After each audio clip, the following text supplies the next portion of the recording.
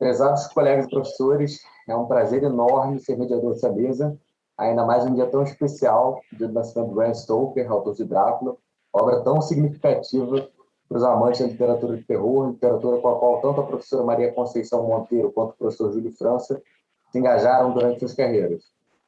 Sem mais delongas, vou passar as apresentações. A professora Maria Conceição Monteiro, nossa palestrante, fez sua graduação em Português, Inglês e Literaturas na Faculdade de Educação, Ciências e Letras Notre Dame, seu mestrado em Língua Inglesa na Universidade Federal Fluminense, seu doutorado em Literatura Comparada na Universidade Federal Fluminense também, e seu doutorado sanduíche na University of Nottingham. Atualmente é professora titular da Universidade do Estado do Rio de Janeiro. Tem experiência na área de letras, com ênfase em literatura inglesa e literatura comparada, trabalhando principalmente com os seguintes temas: feminismo, identidade, corpo feminino, gótico e gênero, o transhumanismo e o inumano no cinema e na literatura. O professor Júlio França, nosso debatedor, é professor associado de Teoria da Literatura do Instituto de Letras e do Programa de Pós-Graduação em Letras da Universidade do Estado do Rio de Janeiro. Tem doutorado em Literatura Comparada pela Universidade Federal Fluminense, com pós-doutorado na Brown University. Bolsista do Programa Prociência, entre seus últimos livros publicados estão Poéticas do Mal, A Literatura do Meio do Brasil, As Artes do Mal, Textos Seminais, e Matizes do Gótico, 3 séculos de Horace Walpole. É coordenador do grupo de pesquisa Estudos do Gótico e editor do periódico acadêmico Abusões, dedicado exclusivamente à literatura fantástica e afim. Professora Maria Conceição Monteiro, senhora. Boa noite a todos, a todas e todos participantes deste segundo seminário internacional Direito, Política e Literatura, Fronteiras do Humano, Fronteiras da Democracia. Muito obrigada, Alexandre, pelo convite para compor essa mesa de encerramento. É uma honra estar aqui. Bem, então, darei início à minha fala. A vingança como justiça selvagem. A leitura de Medeia, de Eurípides. O que significa ser contemporâneo? Como a peça Medeia, de Eurípides, escrita no século V a.C., ressoa em nós. A propósito disso, o que entrevejo por entre as sombras me surge na reflexão sobre o conceito de contemporâneo empreendida por George Agamben. Para o autor, ser contemporâneo é manter fixo o olhar no seu tempo, para nele perceber não as luzes, mas o escuro. Contemporâneo é não deixar-se cegar pelas luzes do século e procurar entrever nessas a parte da sombra, a sua íntima obscuridade. Entretanto, o escuro pode ser também a luz que, distante de nós, se faz presente através do tempo. Perceber o escuro do presente, essa luz que procura nos alcançar e não pode fazê-lo, isso significa ser contemporâneo, afirma Agamben. Essa associação com o passado é importante pelo fundamento que me liga nessa proximidade com a origem, força pulsante no presente. A relação entre o arcaico e o moderno se dá não somente pelo fascínio que o primeiro exerce sobre o segundo, mas porque a chave do moderno está escondida no imemorial e no pré-histórico. Voltar a um presente em que jamais estive me faz sim contemporânea. Divido e interpolo o tempo para assim transformá-lo e colocá-lo em relação com outros tempos. E aquela luz invisível, que é o escuro do presente, projeta a sua sombra sobre o passado. E este, tocado por esse facho de sombra, adquire a capacidade de responder às trevas do agora. O mito de Medeia tem inspirado o mundo artístico ao longo do tempo. No teatro, na poesia, no cinema, na pintura. Chico Buarque e Paulo Pontes, na peça Gota d'Água, transpõem para uma favela do Rio de Janeiro o conflito da Medeia de Eurípides. Pier Paolo Pasolini e Lars von Trier carregaram Medeia para o cinema. A escritora alemã Christa Wolf, na sua Medeia, rechaça a ideia da heroína como infanticida. Mais recentemente, Chantal Maillard, a poeta e ensaísta espanhola, nascida na Bélgica, constrói uma Medeia em um monólogo dramático, em que a personagem fala de culpa, compaixão, esquecimento e memória, razão, paixão e poder, bem como da condição da mulher, particularmente da mulher estrangeira. Como se vê, autoras e autores recriam suas Medeias à luz de seus tempos e preocupações, servindo-se de uma das virtualidades da literatura, que é constituir um campo discursivo de conservação e reciclagens de mitos. A minha leitura da peça Medeia de Eurípides tem como ponto axial o tema da vingança. Tal leitura se faz de forma a trazê-la para mais perto da nossa contemporaneidade, com apoio em pressupostos feministas no que diz respeito ao tema da monstruosidade e seus desdobramentos. Essa aproximação é também cara ao gênero gótico, que, apesar de estruturalmente construído no século XVIII, manifesta-se ao longo de toda a tradição literária ocidental.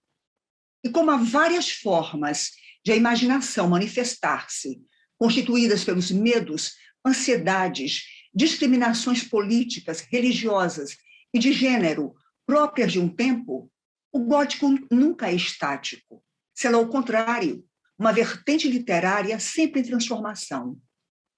Nessa intersecção entre os tempos, lembro que a vingança, central em Medeia, é também tema especialmente relevante para a filosofia e para a literatura. Na linha de pensamento de Peter French, creio que a vingança vincula-se à nossa capacidade de ferir, machucar, ofender, ao mesmo tempo assustadora e fascinante, repulsiva e atraente, horrível e provocante. Nenhuma natureza humana é necessária para dar conta disso, e nenhuma é desejada. E como a natureza é indisciplinada no confronto com a cultura, que é regulamentada, a natureza indisciplinada deve, por conseguinte, ser controlada. Essa negatividade pode ser associada à Medeia, figura centrífuga. Dessa forma, o apelo à natureza é sempre ambivalente, e as distinções entre essas categorias, natureza versus cultura, são sempre perturbadas. Assim, a monstruosidade fala tanto da alteridade radical como da diferença que constitui a própria identidade. Os monstros dissolvem as fronteiras e, ao mesmo tempo, como espelho, refletem a humanidade, pois não são nunca um outro absoluto. O monstro frustra os elementos binários. O corpo de Medeia é fronteiriço e escapa a qualquer determinismo, sendo por isso um corpo abjeto, desestabilizador do padrão do mesmo. Medeia é produzida em 431 a.C., na antevéspera da Guerra do Peloponeso.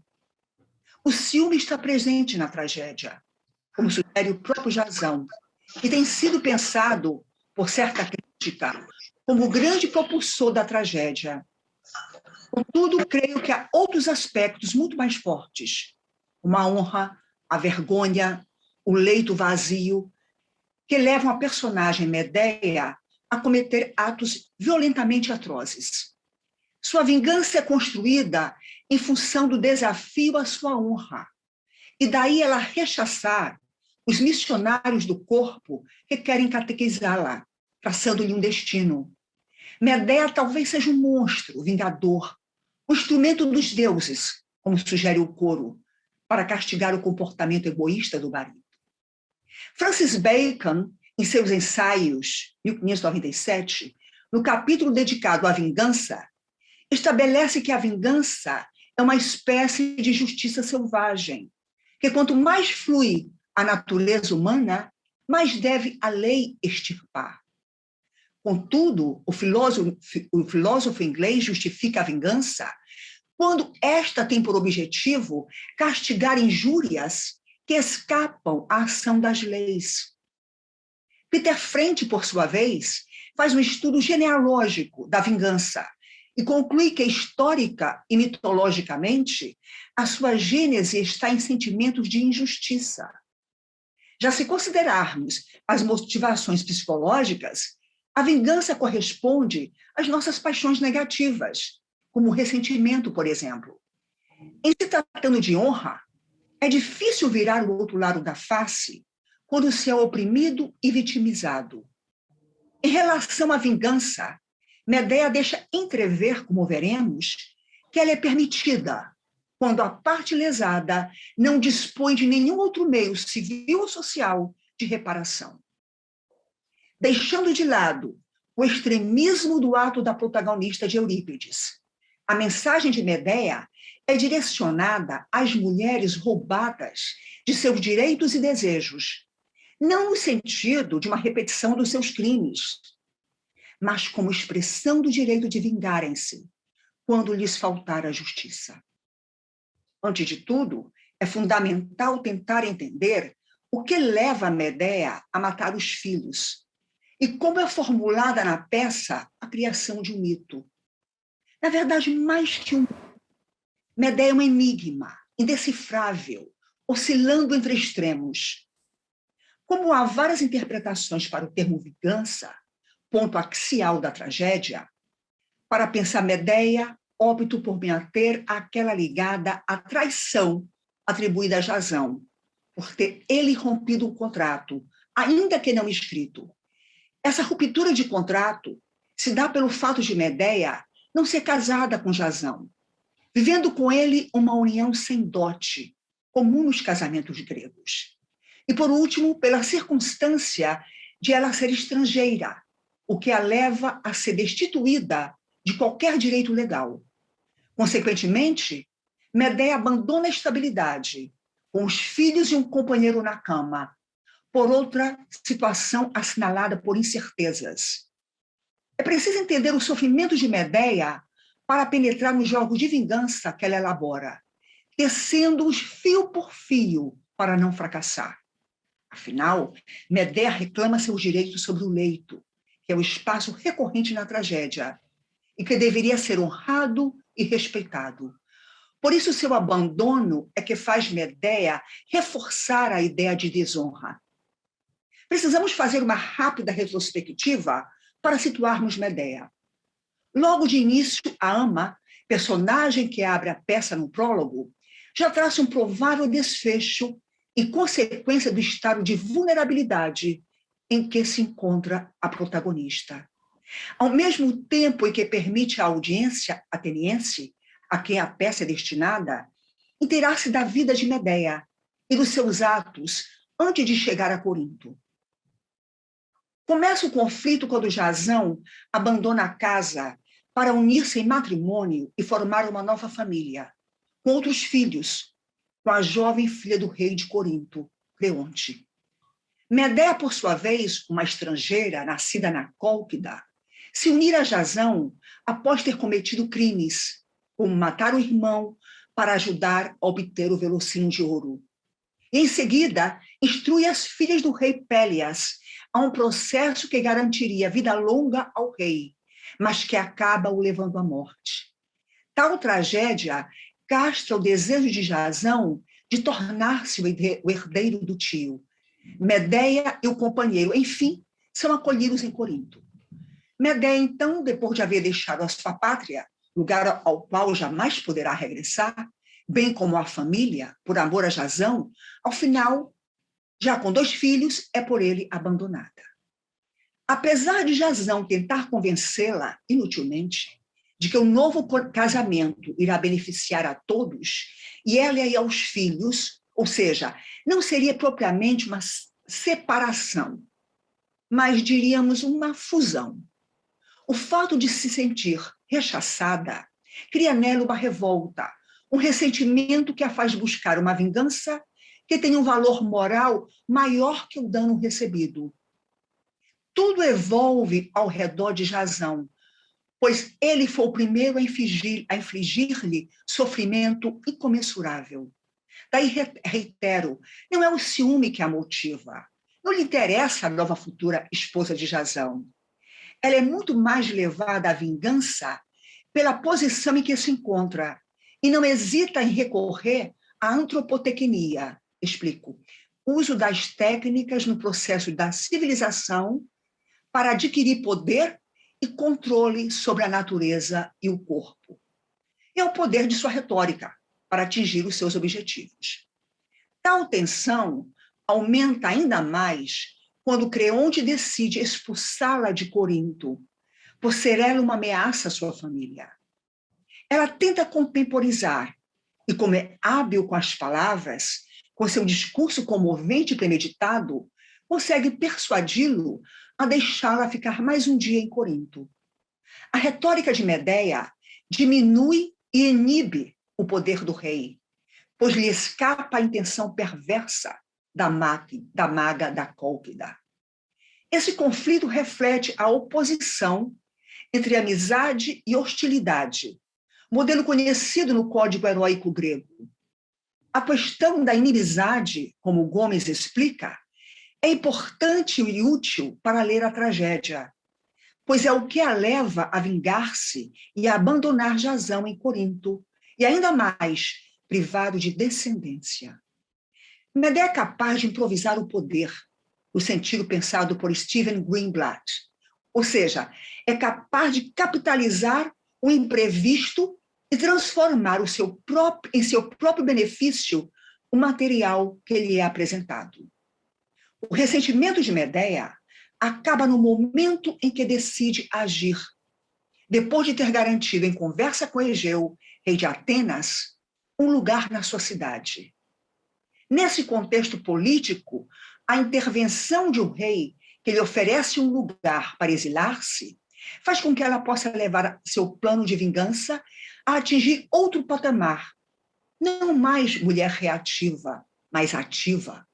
Ela não quer provocar em Jasão apenas culpa ou má consciência, mas sim impedir-lhe de levar a cabo algo especialmente caro na antiga sociedade grega, a constituição de uma família. O dano moral, pois se trata de sua própria honra, que sofre, faz com que Medeia se sinta ressentida, enraivada. A vingança seria, então, a forma de fazer o certo, restaurar o equilíbrio para a balança da justiça. Assim, seu ato de vingança é tanto calculado quanto violento. Todos os atos de vingança emergem de um sentido de injustiça elementar, em que a vítima não tem poder de ação, por estar sujeito a um poder tirânico. O sentimento de injustiça é produto de uma interação entre dominação e insubordinação. É importante ressaltar que Medeia não usa a força contra os homens, mas a persuasão e a magia, além de ser prodigiosa no discurso. Ela descende de feiticeiras, é sobrinha de Circe, que, segundo Duarte, contribui para o choque cultural que se dá entre ela, representante de um mundo arcaico, impregnado de sacralidade, e o marido, racionalista e pragmático. Por ser feiticeira, aliada das ciências ocultas, é figura periférica, não está em nenhum lugar, não é parte de nada, é uma desterritorializada. Jasão encontra o seu lugar em Corinto, Medeia não. Nas palavras da ama, tem-se a relação de Medeia com os filhos, que lhe causam horror e já não sente satisfação ao vê-los. E Medeia, na cena 3 do prólogo, entre lamentos, assim refere-se às suas crias. Filhos malditos de mãe odiosa, por que não pereceis com vosso pai? Em discurso que toma a liberdade de considerar protofeminista, Medeia relata ao coro, formado por mulheres coríntias, a sua visão sobre a vida que levam as mulheres e os homens em Corinto. Para ela, são as mulheres as que mais sofrem entre todas as criaturas que têm vida e pensam. Nesse poderoso discurso, sustenta que ao ter a mulher que comprar o esposo por alto preço, ela passa a ter um dono do seu corpo, sem saber se ele será mau ou bom, por não lhe compete deixá-lo. Ignorantes, as mulheres não sabem como será conviver com aquele que partilhará o nosso leito. Outro traço importante na sociedade coríntia é que nela o homem tem amigos a quem recorrer quando se sente cansado do lar. A mulher, ao contrário, vive apenas para o marido. Ainda dizem que a casa é nossa vida. Melhor seria estar 3 vezes em combate, com escudo e tudo, que parir uma só vez, diz Medea. E ao comparar a sua vida com a das outras mulheres, reconhece que as outras têm cidadania, o lar paterno, amigos, e ela, ao contrário, está só, em terra estranha, sem família. Assim, é importante lembrar que se uma mulher vê lesados os direitos do leito conjugal, ela se torna, então, de todas as criaturas, a mais sanguinária, conforme adverte Medea. Sem dúvida, tomando a teoria de Rita Kell, diria que Medea nunca se arrepende. Ao contrário, procura justificar seus atos como se fossem provocados pelo desprezo e abandono do marido e submissão ao poder do rei. Há, sem dúvida, o forte elemento narcísico em Medea. Ela não se submete, tampouco aceita uma posição subalterna ou de vítima, apesar de reconhecer, como vimos, o limite do seu sexo. Para Max Scheler, o ressentimento seria um autoenvenenamento psicológico que leva o indivíduo a buscar a vingança. O ressentimento implicaria uma impotência para reagir aos agravos. Entretanto, apesar de Medea mostrar-se ressentida, ela não deixa de agir, de planejar o seu golpe final, ponto por ponto, como quem tricota a vida em uma colcha de retalhos. Medea não moraliza, em termos de culpa, a sua atitude. Na sua inumanidade, porém excessivamente humana, age e faz escolhas conscientes. Seu ressentimento é reconstruído passo a passo na memória. O não reconhecimento dos atos leva a optar por um caminho na qual contemporizações são inconcebíveis.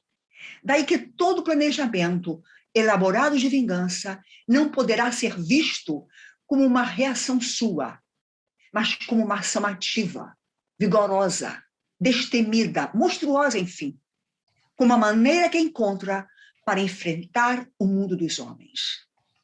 Veja o comportamento de Medea como autoimposição de uma justiça ominosa. Daí resulta constituir uma forma de gozo, no sentido de que essa fábrica de sentimentos a leva a criar formas perigosas e sagazes de vingança. É uma arquitetura de vingança, composta pelo tempo e pelos poderes da arte da magia. E o gozo, como sugere Kell, não pode ser gozado sem sujar as mãos, ou seja, o vingativo que não se vinga, que espera ser ressarcido pela justiça divina, sem se implicar com seu desejo de vingança, se condena ao ressentimento. E é por levar a cabo a sua vingança que Medea afugenta o ressentimento. Ela não aceita punição nem dos deuses, nem dos homens. É impossível vê-la com olhar moralizante, pois ela própria se absolve de seus crimes, por ver no outro o culpado que a levará ao infanticídio. Um dos pontos na peça que fazem de Medea uma mulher temida é, sem dúvida, o domínio que tem da ciência, da magia, dos venenos.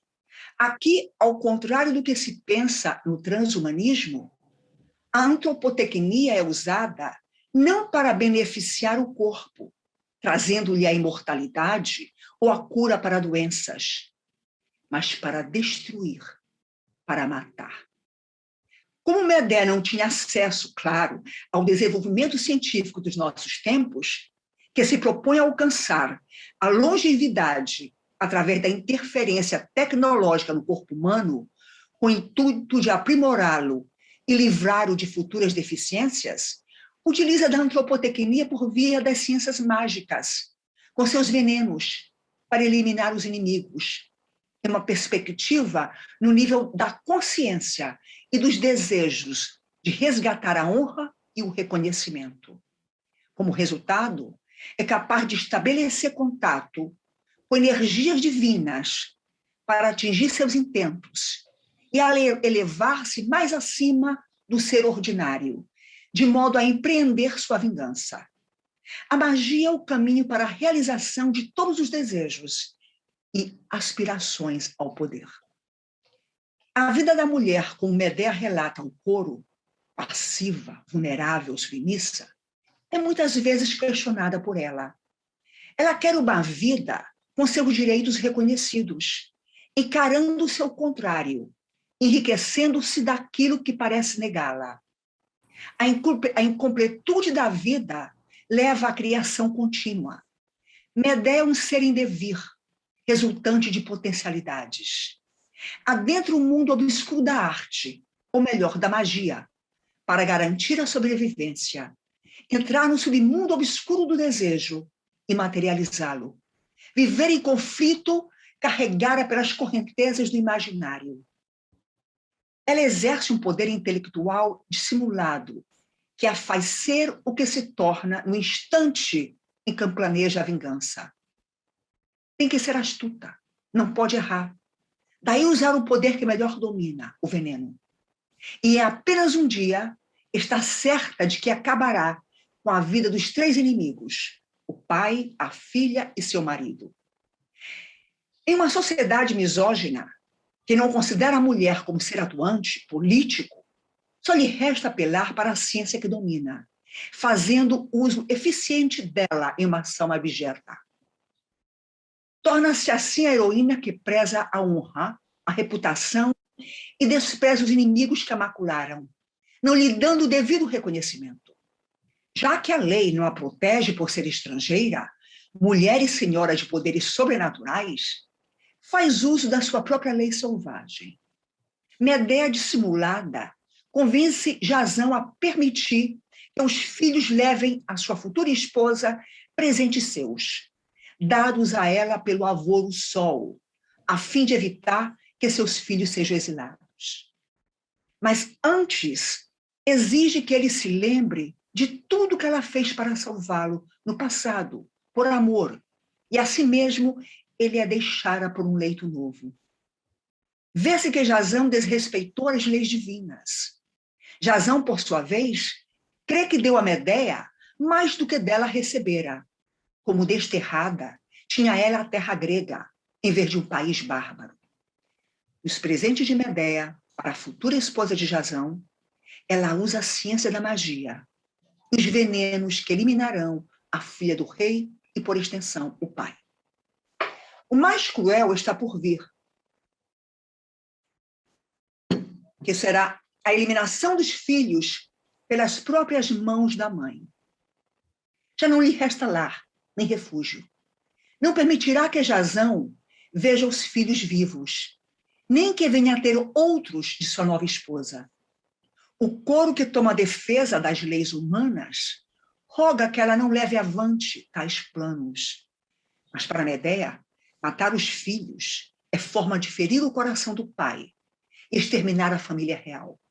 É unir as pontas dos fios da vingança. A hesitação mostra o conflito moral da protagonista.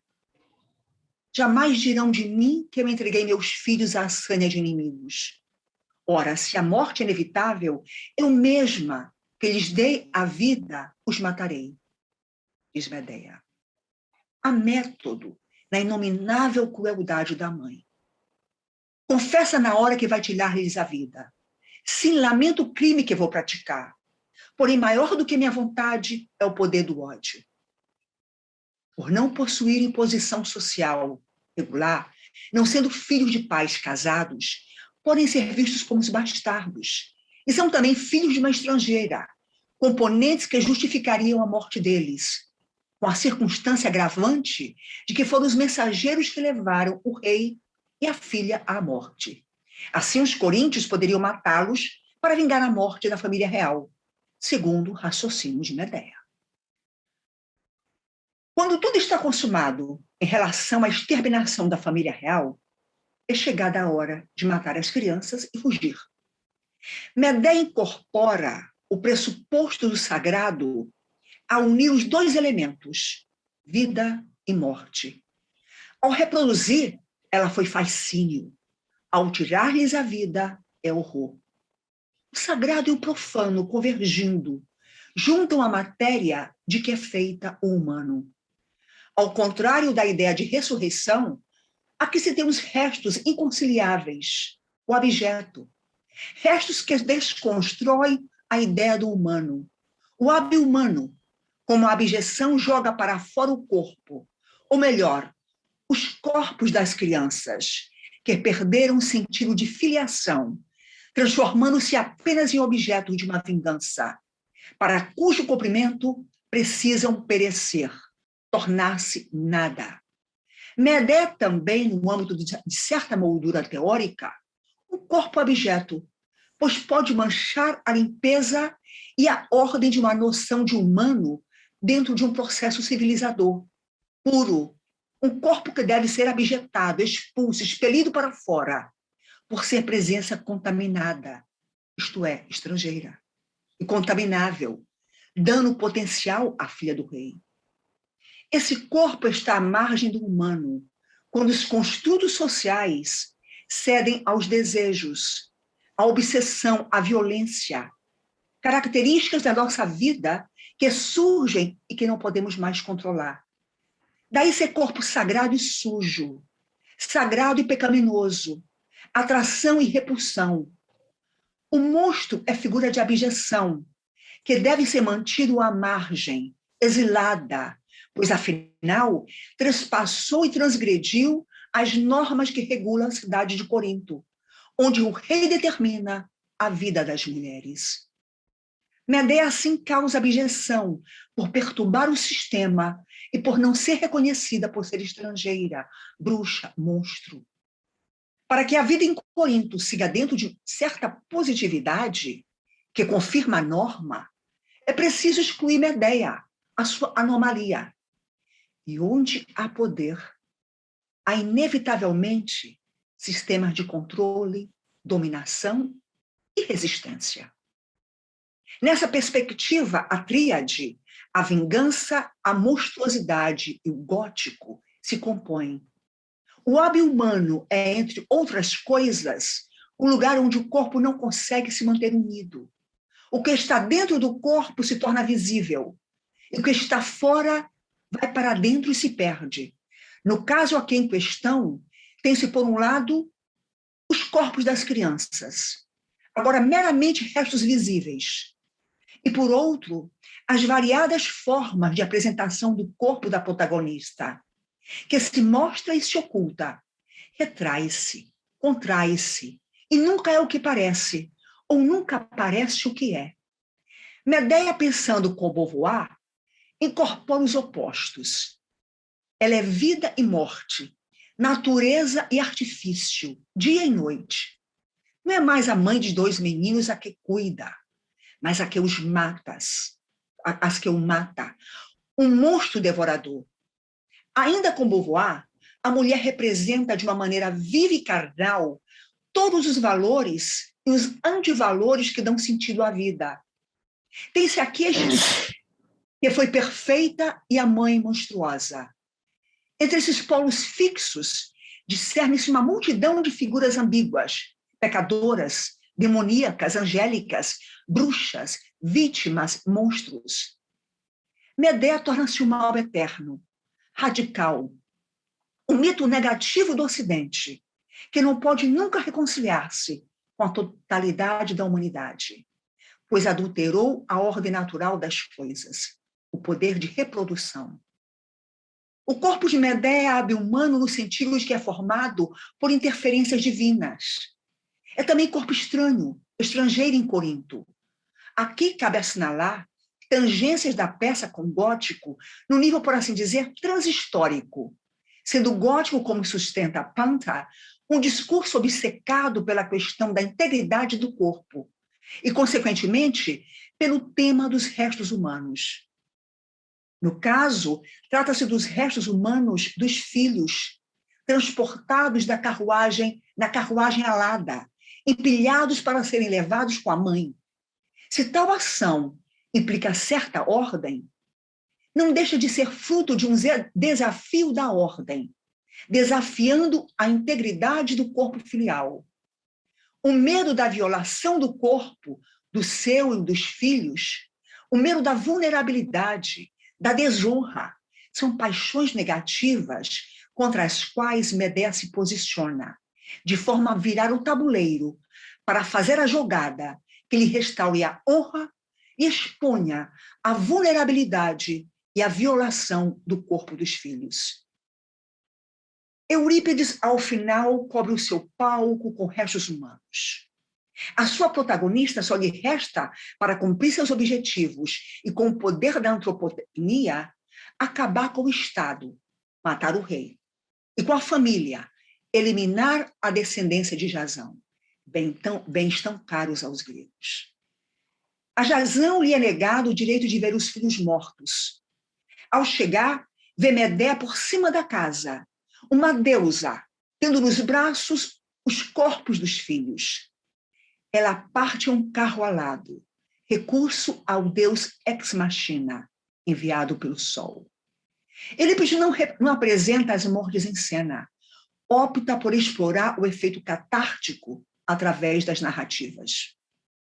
É importante ressaltar que Medea não se opõe apenas ao masculino, mas à polis, à religião, à família. Se Eurípides elege uma mulher estrangeira para representar o horror, vale ressaltar também que o tragediógrafo constrói uma mulher que assume seus atos sem arrepender-se, rompendo com a associação entre mulher e maternidade. Dessa forma, atualiza Medea, a mulher, trazendo-a para o presente dela e para o nosso, na medida em que a peça levanta questões na contemporaneidade relativas ao aborto, à eutanásia, ao infanticídio, à violência contra o corpo das mulheres. Medea é excluída do discurso do poder. Enquanto mulher, é vista como monstro. Jasão brada aos deuses o ódio que sente pelo monstro. É um corpo desvalorizado na economia do discurso normativo. Essa misoginia do discurso é um sistema construído que requer a diferença como diminuição para erigir a positividade da norma. Não é de meu interesse pensar o monstro numa perspectiva científica, nem tampouco pela diferença racial que possa implicar, mas observar essa figura monstruosa como passível de incorporação pelo feminino, como medida libertadora. O monstro é estranho, mas reflete o que nos é mais íntimo, ainda que às vezes de forma distorcida. Ao provocar ambiguidade e contradição, o monstro expõe uma potencialidade de atuação multifacetada. A força poética em Medea revela a ilusão de polaridade entre as duas categorias, do bem e do mal, tornando-se parte intrínsecas do humano, que se vê arrastado para o abismo dos excessos violentos da imaginação, que despreza a virtude e a moral racional, mas, ao mesmo tempo, afirma o gozo pela destruição. Como diria Braidotti em um outro contexto, quando se difundem paixões negativas, como o medo, torna-se fácil instaurar uma crise. Se transpõe essa ideia para o contexto político de Medea, de Eurípides, é de se esperar que ela ceda à pressão para exilar-se com os filhos em outras terras. Simples solução, que pouparia a dor de todos, mas não a sua. Roubar-lhe-iam o direito de mover-se, de escolher, lhe roubariam liberdade. Nada disso justificaria a atitude da protagonista, mas, sem dúvida, justifica o nascimento do monstro, da figura de abjeção, que surge sempre quando a mulher se vê uma encruzilhada entre o medo e a vulnerabilidade, ou seja, paixões negativas que potenciam o lado da face oculta do direito da mulher. O monstro, o abjeto, são figuras de fronteira, corpos desestabilizadores que, ao mesmo tempo, manifestam violência e destruição, expondo diferentes modalidades de existência. Entretanto, não me refiro a uma alteridade do absoluto outro, mas a uma figura perturbadora do entremeio, que é tanto eu quanto outro, em um só, sem qualquer força dicotômica. Ou seja, o monstro significa alteridades de mundos possíveis, ou versões possíveis de nós mesmas, ainda não percebidas. E é na tragédia do horror, como em Medeia, e na literatura gótica, mais precisamente, que a figura do monstro se faz possível. Ou seja, deve-se pensar aqui o humano e o monstro politicamente. O horror na literatura lida menos com o mundo humano e mais com o horror que abarca o limite do humano na procura pelo desconhecido, paradoxalmente, para expor o próprio humano. Medeia é vista como estranha, imigrante, figura ameaçadora, sempre exposta a julgamentos e censura. Acima de tudo, pelo fato de expor a vulnerabilidade masculina de Corinto. Veja a crueldade, a violência, a morbidez que constituem as ações de Medeia como marcas mais de um impulso interno que objetivam mudança e menos de destrutividade negativa, como em geral se entende.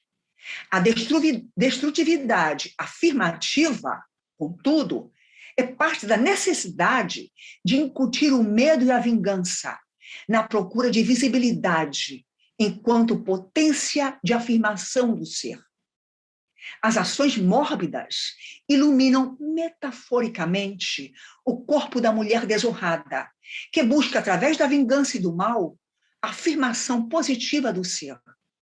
Se a mulher foi sempre considerada má, ou monstro, ou sedutora sexual, assassina, ou por isso tudo figura mórbida, pois sim, já é hora de assumir as características para si, enquanto potência, vingança e transformação. Uma vingança que não objetiva a repetição, mas sequer, acima de tudo, marca de poder e de negação do medo. Entretanto, devo admitir que o seu criador, Eurípides, foi como um poderoso rio, cuja correnteza remassou para a frente Medeia. E mais tarde, escritores do gênero gótico, fazendo-os abrir a porta da percepção e apreender as duas grandes forças que operam dentro do ser humano, o bem e o mal. Tal percepção é fundamental para a compreensão do mal na contemporaneidade. Em contraposição à banalidade do mal como tratada por Hannah Arendt. É nessa compreensão que a contribuição do artista para o conceito de ser humano deve ser procurada. Afinal, a literatura não é uma fuga da realidade, mas algo como uma fuga para o interior de mim mesmo, no sentido de uma dilatação do real, do mundo, de mim, se abrindo a infinitas possibilidades. Assim, diria, Medeia é demasiadamente humana. Ama e odeia, categorias que fazem parte da humanidade do humano. Com seus crimes, ao final, o monstro vingado ascende aos céus. Uma divindade, juíza do destino dos mortais, figura não mais mortal, uma transhumana da tragédia de Eurípides, por alcançar o patamar da imortalidade, então destinado aos deuses. Medeia transcende a abjeção, a sua parte obscura, a face noturna da sua humanidade, para os espaços dos deuses, do sublime. Medeia é uma obra bem distante de nós, no tempo e no espaço. As diferenças entre as várias interpretações são consequências de mudanças nas esferas políticas, religiosas, sociais e culturais. A ambivalência da personagem expõe a beleza e a humanidade da tragédia no que há de horror, o interior do humano. Esse cosmos impenetrável é devassado por Eurípides. Ao contrário de Édipo, que comete um crime por ignorância, Medeia premedita a sua vingança. É essa a complexidade da tragédia e a sua beleza aterrorizante, pois joga ao público um crime indefensável. Para encerrar, volto ao pensamento de Agamben mencionado no início desta fala, pois ele me remete a Suzanne Greenhalgh, quando a autora diz que se o sentido do texto fosse determinado apenas pelo contexto explícito do seu próprio tempo, seria um texto sem história, um texto produzido, lido e interpretado em um único instante, sem duração. Essa observação é importante para perceber que o texto de Eurípides reflete o seu tempo, o tempo dos deuses e mitos, um mundo de transcendência metafísica. Mas, ao lançar mão de um tema extravagante e demasiadamente humano, o tragediógrafo, usando elementos afins com os da poética gótica, ilumina o espaço ontológico ao tratar de experiências obscuras que persistem através do tempo e que expõem a humanidade do humano. Muito obrigada. Professora, eu que agradeço. Sensacional a fala da senhora, não tem nem palavras aqui para elogiá-la suficientemente. E agora eu passo a palavra para podermos conseguir cumprir com o nosso objetivo de hoje, ao professor Júlio França para os seus apontamentos. Obrigado, Guilherme. Boa noite a todos. Eu começo, naturalmente, agradecendo a você, Guilherme e a Alexandre, pela oportunidade de participar do segundo Seminário Internacional de Direito, Política e Literatura. Na verdade, é minha segunda participação, né? Eu já sou praticamente um sócio do projeto, também estive, né, na primeira edição do seminário, ocorrida em 2019, e me dá muita honra essa parceria. Hoje, essa oportunidade de debater com a professora Conceição Monteiro sobre um assunto que nos interessa a ambos de forma tão intensa, né? As poéticas negativas, as artes do gótico, do trágico, do horror. E esse ponto de confluência sempre tão estimulante, que aproxima as questões de estética e a reflexão filosófica sobre o mal, né? O que eu planejei aqui para hoje são alguns comentários pontuais sobre a apresentação da professora Conceição, de modo a permitir que ela retome a fala e desenvolva mais alguns temas que ela tão brilhantemente já expôs em sua fala, né? Os meus comentários eles acabarão tomando forma de questões, mas, Conceição, claro, você fique à vontade para aproveitar e discorrer apenas aquelas questões que lhe parecerem pertinentes, tá? Bem, o primeiro ponto que eu gostaria de ressaltar, eu chamaria assim a questão do fascínio do passado. A Conceição, em sua fala, você estabeleceu, né, um diálogo muito estimulante com esse já célebre ensaio do Agamben, né, sobre o contemporâneo. E justamente numa parte do seu argumento, quando você procura explicar essa tremenda atualidade de uma tragédia de temática aparentemente tão arcaica como Medeia, né? Você mesma se pergunta, né, sobre esse fascínio que o passado exerce sobre o presente. Pois bem, eu e você passamos boa parte de nossas carreiras acadêmicas trabalhando com um tipo de literatura, o gótico, que vai se caracterizar justamente por lidar com o passado, com o retorno fantasmagórico do passado. Na literatura gótica, o passado, mesmo quando sombrio, ou especialmente quando sombrio, né, ele retorna, se por um lado, para nos assustar, mas também para nos iluminar, né, com um conhecimento que, sim, muitas vezes redunda em puro horror. Né? E que conhecimento é esse que o passado traz? Né? E, de certa maneira, é o conhecimento de saber quem somos. Né? E aqui eu propositalmente estou fazendo ecoar a máxima délfica, né? Tão cara à cultura grega e a tantas tragédias, né? Que está contida no aforisma do Templo de Delfos, né? Conhece-te a ti mesmo. Essa experiência de conhecer a ti mesmo pode ser muito atordoante, muito aterrorizante. Né?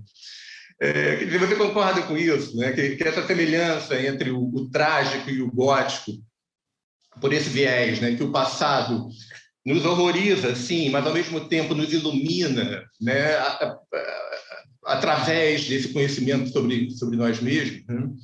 E aí a pergunta que vem a reboque, né? E se você concorda com isso, né? O que as trevas do nosso passado, digo nosso como seres humanos, né?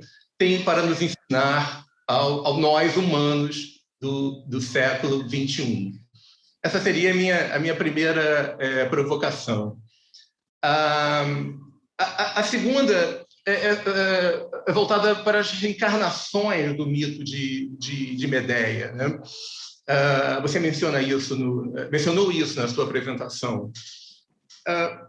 A força de uma narrativa primordial, como é a narrativa do mito de Medeia, eu acho que pode ser medido, e você demonstra bem isso na sua fala, pelo número de vezes que ele foi reciclado, né, ao longo dos séculos. Parece indicar o quê? Né?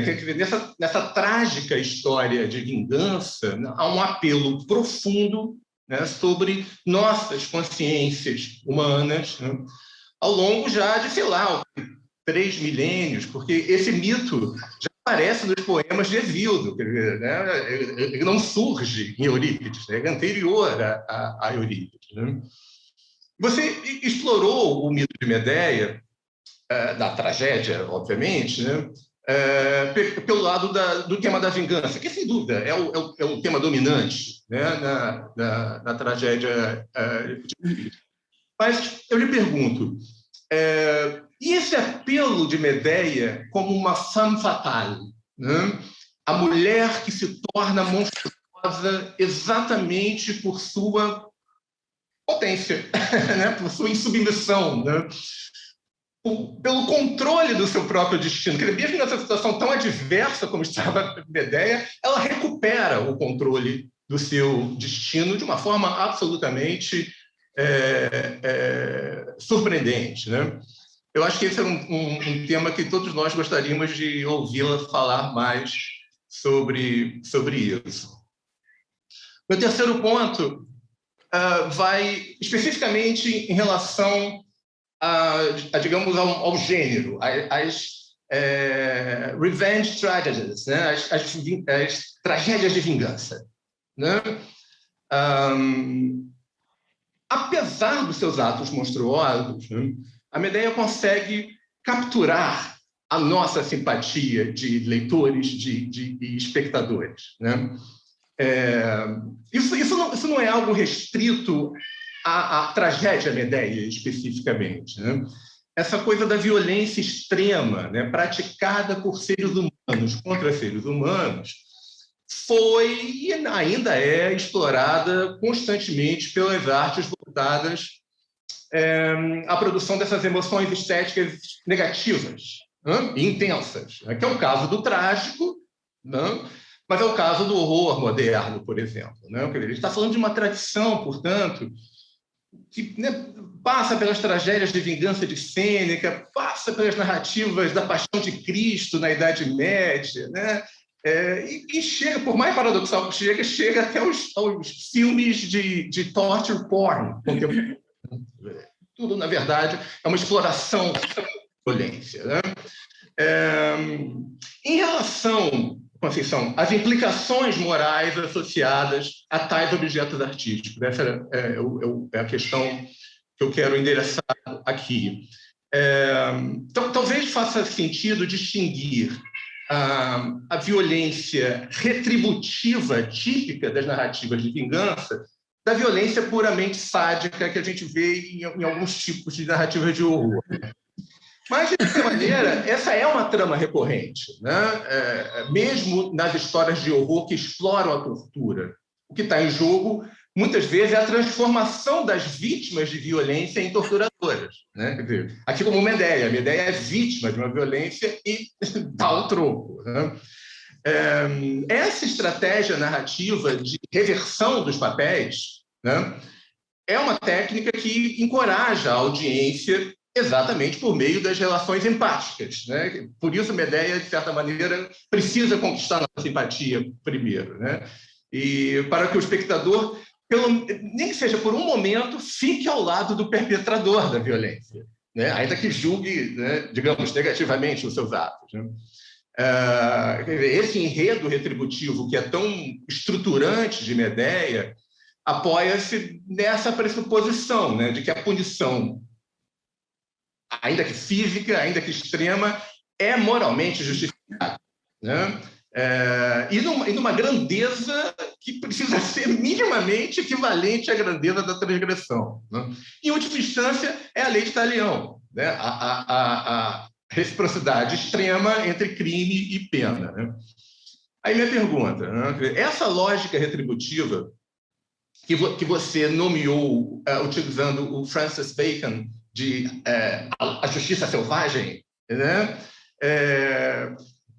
Ela é fundamental para esse sucesso perene, né, dos enredos como o de Medea. A Medea pode ser encarnada, pode ser incluída nesse tipo de tradução, né?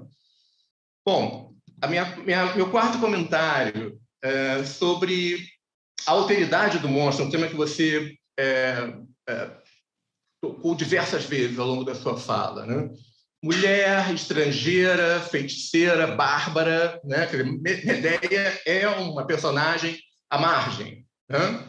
Ela é, como você disse em dado momento, uma desterritorializada, né? Ou seja, em última instância, do ponto de vista, né, de um grego médio, ela era monstruosa, né? Você tão bem demonstra isso. As causas de existência de um monstro, é claro que as causas estão sempre mudando, né? São culturalmente marcadas, né? E, de certa maneira, é por isso que nós nunca conseguimos nem apreendê-los, os monstros, por completo, nem neutralizarmos, né, por completo. Os monstros, em grande medida, são nossas criaturas, nossos filhos, né? São gerados por nós mesmos, né? E por isso é tão difícil se livrar deles, né? Porque eles são, né, as nossas criaturas, como Frankenstein descobriu de uma forma tão dolorosa no romance da Shelley.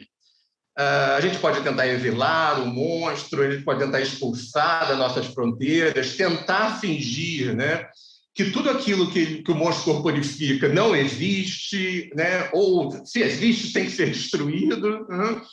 Mas não adianta, eles continuam nos assombrando, né? Eles estão sempre à espreita, sempre aptos e prestes a retornar, né? E é o que se espera das coisas que são reprimidas, né? Acabam voltando, né?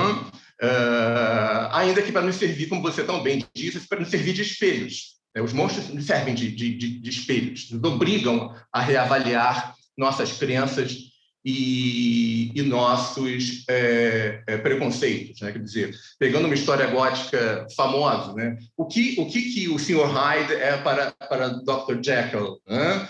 É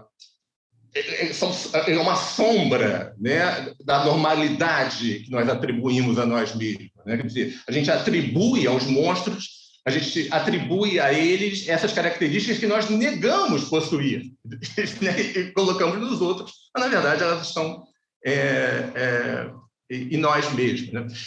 Eu estou fazendo uma longa digressão para essa pergunta, mas eu vou chegar no ponto, eu prometo, né? Porque esses monstros, esses vilões das nossas melhores histórias, né,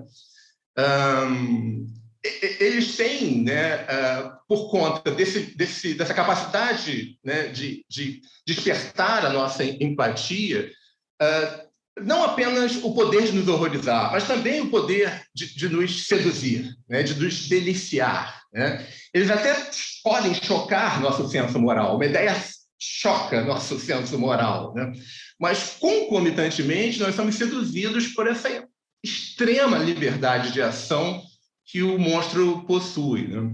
Eu lembro de um comentário do grande crítico de cinema inglês, o Robin Wood, né, que dizia que, olha, as histórias de horror são isso, são profundamente ambivalentes, porque elas nos fascinam, né? Porque nós vemos os monstros transgredirem as normas que a vida em sociedade nos obriga a seguir e reverenciar, normas que muitas vezes nós gostaríamos de traduzir, né? Daí a brincadeira, que Sympathy for the Devil não é só uma música dos Stones, é uma expressão que aponta para uma coisa muito presente, né? Que é um sentimento que vem, pelo menos, dos românticos, né? Mas ganhou incrível impulso do século XX, que é essa percepção, né, que o monstruoso ele é resultado de forças sociais, né, e que muitas vezes forças sociais que vitimizam diferentes e os diferentes vão se tornando monstruosos, né? Tem uma frase do Jeffrey Weinstock, que ele diz assim: nas narrativas contemporâneas de horror é muito comum que o monstro se torna o protagonista e a cultura se torna o antagonista, né? E a gente começa a torcer pelo monstro, né? A gente começa a se colocar do lado da monstruosidade. Voltando à Medeia agora, né? Quer dizer, você diz em dado momento da sua fala que é impossível vê-la com um olhar moralizante, né? Pois ela própria se absolve dos seus crimes, né? Por ver no outro o culpado que a levará ao infanticídio, né? Quer dizer, é disso que se trata, então, né? Quer dizer, Medeia, como monstro, ela está nos obrigando a reavaliar nossas ideias de justiça e normalidade, né? Ela está tensionando, né, os nossos preconceitos a respeito do que é a coisa correta, do que é a coisa justa, e, em última instância, do que é o ato monstruoso. Como você bem diz, assim, a reflexão sobre o monstro é uma reflexão sobre o que é ser humano, né? Onde está a fronteira? Essa é a minha quarta colocação, né? A minha quinta, ela é bem mais curta, ela diz respeito a essa ambiguidade de Medeia, né? Você tão bem mostrou, né, que ela é ab-humana, né? Você, obviamente, está pensando, né, com as categorias da Kristeva em relação à abjeção, né? Quer dizer, Medeia é repulsiva porque ela assinala os limites do universo humano, né? Quer dizer, o monstro é pura abjeção porque, no final das contas, revela a abjeção contida em nós mesmos, né? É o que o Jeffrey Jeremy Cohen, né, nas suas indefectíveis teses, né, diz assim: olha, o monstro policia as fronteiras morais, mas, ao fazê-lo, ele se torna pura ambiguidade, né? Porque ele jamais, e a Kristeva diz isso também, jamais separa radicalmente o sujeito daquilo que ameaça o sujeito, né? Apenas assinala ali um perigo perpétuo, né? O monstro é uma espécie de signo perpétuo de ameaça, né? Você constantemente pode ser atacado pelo monstro, ou, o que é muito pior, você pode se tornar um monstro, né? Nesse sentido, você diria que parte da sedução do mito de Medeia, né, está nessa ambivalência, né, que ela carrega. Quer dizer, ela é uma filicida, né, mas, ao mesmo tempo, é uma proto-feminista. E não tem como resolver, né, essa tensão, né? E, por fim, a minha última questão talvez seja assim, a mais provocativa, no sentido de que talvez seja a mais difícil de responder, né?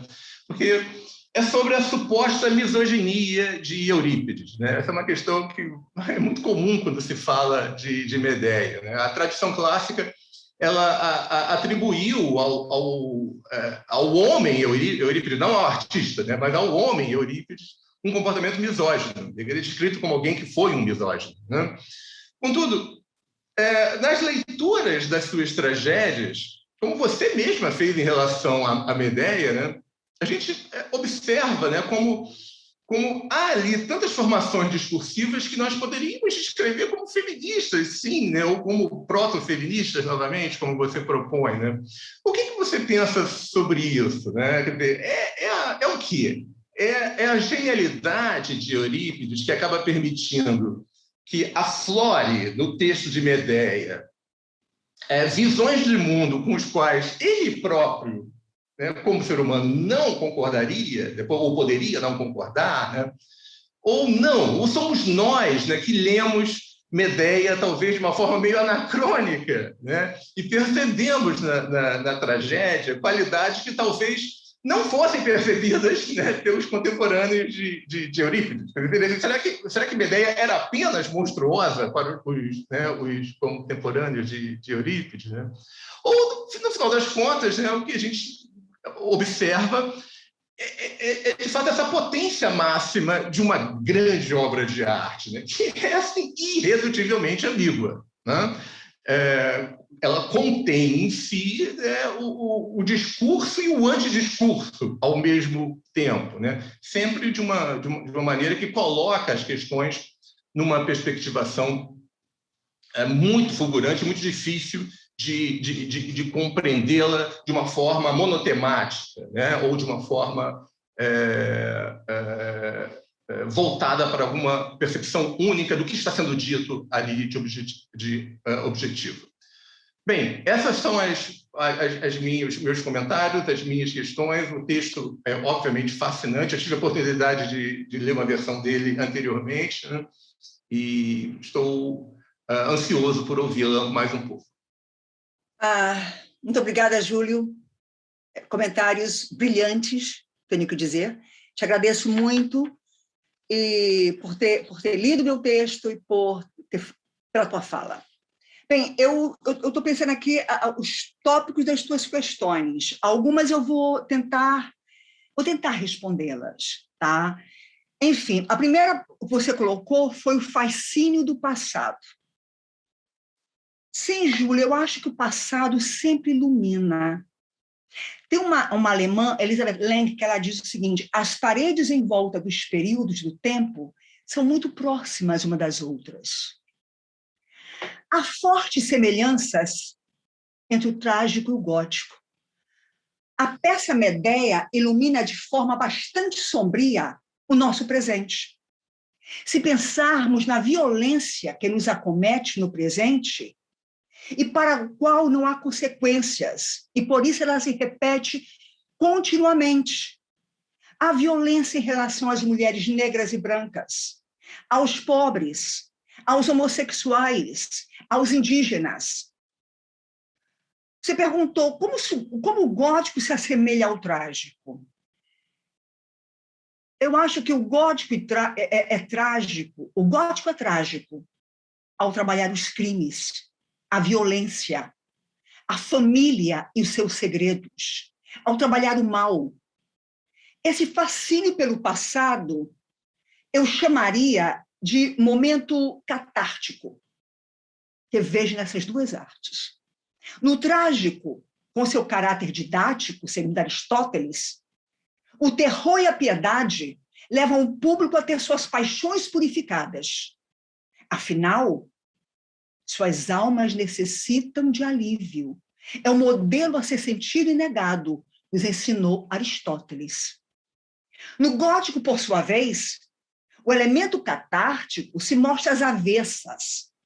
Seduz mais que nos repele. Você falou isso. Nós nos identificamos com o mal. Por quê? Porque ele está em nós também. A inumanidade do humano, presente na tragédia de Eurípides e na poética gótica de Lewis, de Deika e de tantos escritores e escritoras, expõe a nossa humanidade. As trevas do nosso passado nos mostram que o nosso presente é também tenebroso. E esse conhecimento horroroso que temos no nosso presente é que nos leva a agir e a resistir. E fazemos isso continuamente. Não fazemos isso como professores, como intelectuais? É o nosso papel. A segunda, você falou... Espero que tenha te respondi, Júlio. Sim, claro, claro. A segunda, o segundo comentário, você fala sobre as reencarnações do mito de Medeia. Olha, como eu disse há pouco, histórica e mitologicamente, a gênese da vingança está ligada ao sentimento de justiça. Está no Francis Bacon, está no Peter French, está no Maron Gil, os filósofos mais contemporâneos que trabalham o tema da vingança. A vingança de Medeia é uma retribuição moral, no sentido de que ela quer proteger a honra.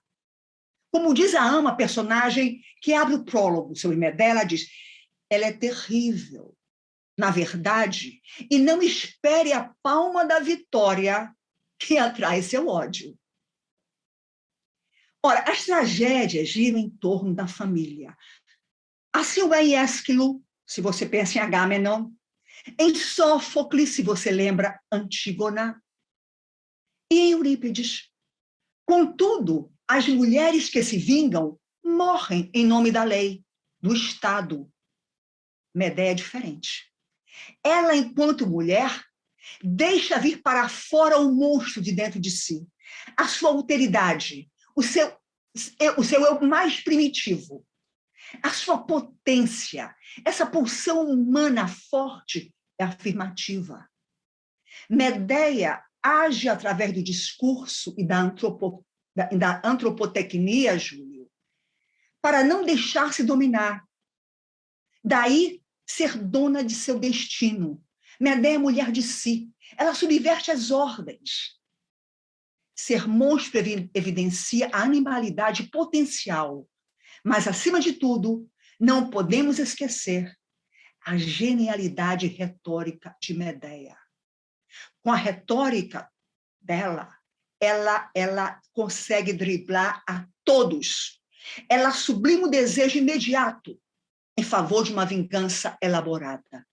Daí a sua humanidade. Não é uma correlação, mas uma involução para evoluir para fora.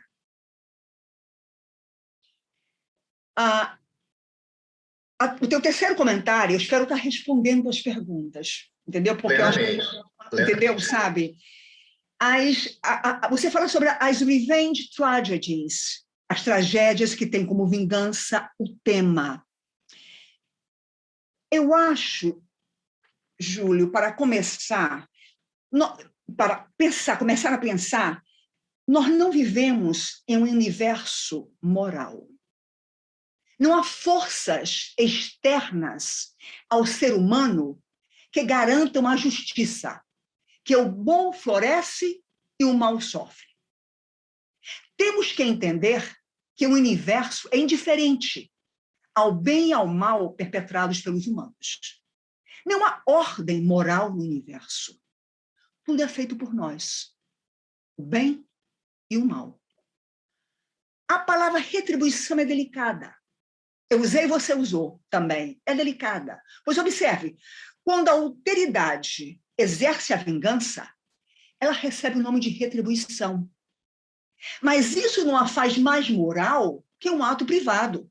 Apenas a legitima. A palavra é usada para dar um significado moral para justificar a vingança. Ou seja, uma forma de higienizar a resposta, colocando-a em um patamar que é moralmente superior ao do crime. Concordo com você em relação à recorrência da violência em filmes de horror e de crimes. A violência acontece de forma meramente inconsequente. E, na maioria das vezes, pode prestar atenção, é justificada pelo passado traumático da personagem. Assim, a audiência é levada a justificar a violência de uma forma moral. As tragédias de vingança no século XVI e XVII são muitas. A Reforma Protestante e as guerras e rebeliões religiosas forneceram fortes motivações ao tema da vingança, em um sentido muito mais moral que os alvos de vingança nas tragédias gregas. Observe Dante, no século XIV. A vingança é o ponto central do inferno. Para Dante, a vingança não pode ser completa se não pode corresponder ao crime. Se o castigo não responde tanto ao crime como à mente culpada do criminoso. Shakespeare, nas suas tragédias, retrata a tensão interna da personagem que tem motivos para a vingança e o sentido do enorme custo moral de tal ação. Ele mostra muito fortemente o preço, em termos existenciais, de assumir a responsabilidade pela vingança. Brevemente, Hamlet. Hamlet tem a tarefa de vingar a morte do pai pelo tio, Cláudio. E diz, em consequência, se eu não estiver equivocada, o tempo está descompensado.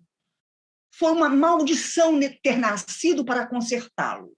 É isso. O tempo está descompassado, foi uma maldição ter nascido para consertá-lo. E consertá-lo estaria dentro dos limites da vingança sancionada religiosamente. A força da tragédia está no fato de que Hamlet é destroçado pela responsabilidade de cumprir uma missão vingativa, que está muito mais além da sua natureza. A John Milton, com seu Paradise Lost, que você conhece muito bem. A Lord Byron, Don Juan, que no canto 1 já diz: a vingança é doce. Nunca vou esquecer. A vingança é doce, especialmente para as mulheres. E é verdade. A vingança é um prato que se come frio. Isso é genial. Júlia, eu fui descobrir o autor muito recentemente. Eu sempre falava, no meu curso falamos muito sobre a vingança, é um prato que se come frio. É de William Miller. E Alexandre, ele é professor de Direito da Universidade de Michigan. Ele escreveu isso, a vingança é um prato que se come frio, em Blood-Taking and Peacemaking. Me esqueço, acho que foi 1970 alguma coisa. Júlio, eu creio que o sucesso de Medea se deva, em grande parte, ao fato de ser a peça. É uma peça que recicla o mito de Medea. Como você bem falou, já estava em Hesíodo, já estava em Píndaro. E sabe mais? É por ser também sobre nós. Medea é sobre nós. Daí está presente em todos os tempos. Enfim, eu falaria até amanhã. É um tema fascinante. Essas perguntas, se foram fascinantes, são fascinantes. Depois você coloca a alteridade do monstro e você também fala sobre o feminismo, sobre Medea sendo uma peça, como eu disse anteriormente, proto-feminista. Eu acho sim, Júlio, que assim Eurípides, um certo feminismo, digamos, muito avant-garde, né?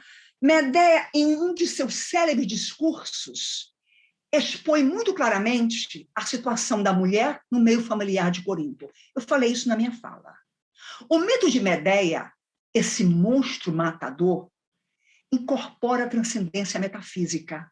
Ou seja, Medea é a materialização do que não é comumente associado ao feminino.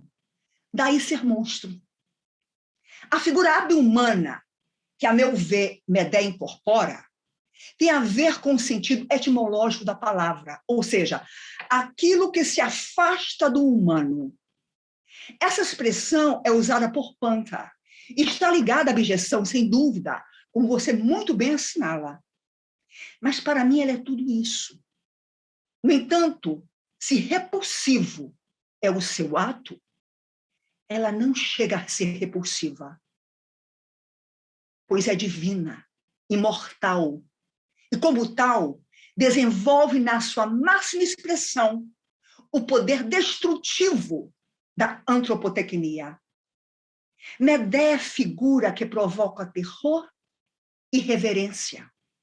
Ela fascina. É um monstro da imaginação poética. Um monstro de mim, como diria Gilmore, que você tanto conhece. Como já disse, Medea monstro é uma figura perturbadora, do entremeio, que é tanto eu quanto o outro, é um só, sem qualquer força dicotômica. Acho importante trazer o tema do monstro, pois a destruição e a violência decorrente da violação do ser feminino podem ser vistas como uma forma de recusa de aceitar comportamentos impostos. Eu acho que essa figura do monstro, quer seja pensada como uma imagem, como uma grande metáfora, ela é genial, pois se você pensa séculos e séculos de silêncio que acometeu a mulher e que ela precisa se monstruficar, não sei se existe essa palavra, mas enfim, vai lá, ela se monstrifica para se libertar, para ter a palavra, para sair do silêncio. Ser monstro é deixar vir para fora aquilo que me oprime, reprime, me mata todos os dias. É isso que é ser monstro. A crueldade não nos é estranha, Júlio. Ela está sempre aí. Me vem agora à mente um texto que eu li uma certa vez, mas não conseguiria recuperar a fonte de imediato. Vou tentar parafrasear. Uma pessoa sonha estar sendo perseguida por um monstro. Corre tanto quanto pode por campos e matas. Tenta esconder-se. E o monstro sempre na perseguição. Por fim, a pessoa se depara com um abismo e, sem recursos, vira-se de frente para o monstro e pergunta: e agora, o que você fará comigo? E o monstro responde: não sei, foi você que me criou. Eu adoro, adoro esse texto, porque é exatamente isso, nós temos que criar monstros, sempre, para salvar a nossa pele. A mulher tem que criar monstro, sempre, sempre, até para poder combater o medo. Enfim, você, por último, você realmente uma pergunta, um comentário que você fez dificílimo, que é sobre a suposta misoginia de Eurípides.